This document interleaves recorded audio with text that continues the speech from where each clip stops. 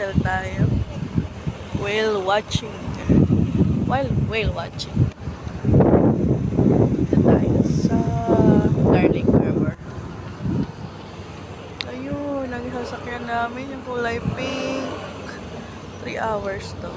So, enjoy natin guys. Birthday ko ngayon. So, we'll see. Mag-celebrate mag-isa sa birthday. Ganun talaga. Pero masaya. Try to be happy.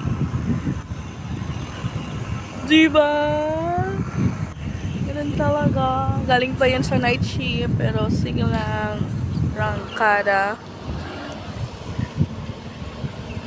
Nakikita natin ang mga whale. Mga butanding. Mga katulad nating butanding. Dati.